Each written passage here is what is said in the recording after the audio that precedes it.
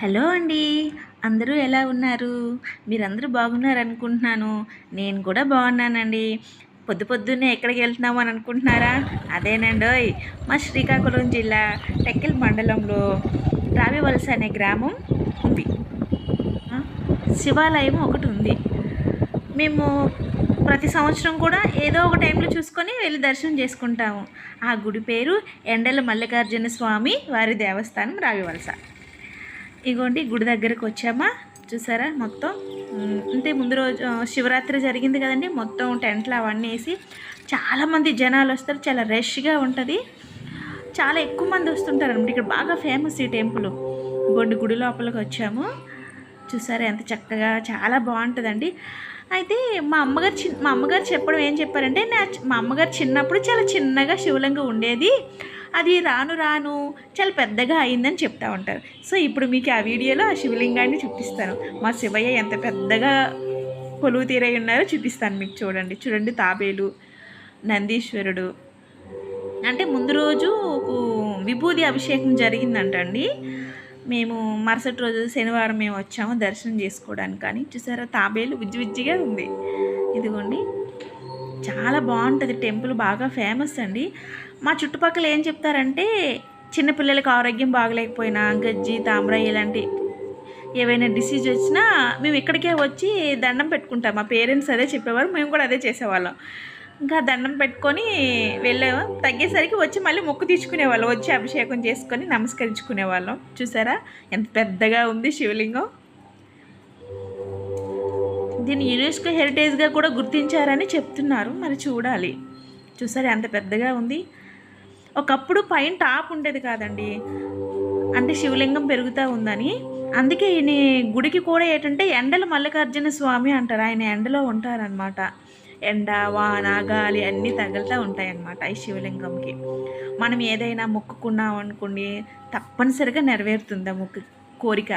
నేను కూడా కోరుకున్నానండో, అది తీరాక మంచిగా పూజ చేసుకుంటాను. నా కోరిక కూడా నెరవేర్చుకోవాలని కోరుకుంటున్నాను. చూద్దాం ఏమవుద్దు.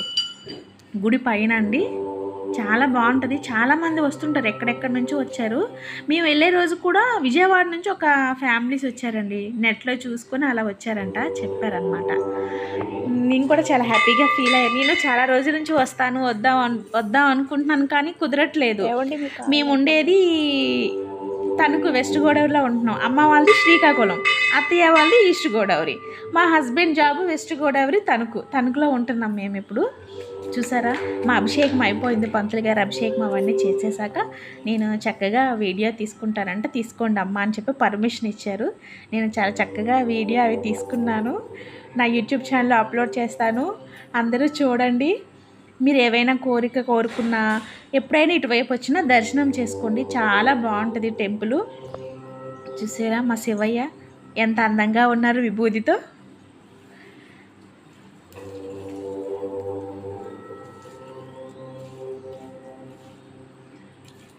అయితే ఇంకా ఇక్కడ గుడి విశిష్టత ఏంటంటే, ఇప్పుడు ఇది ఉంది చూసారండి కోనేరు.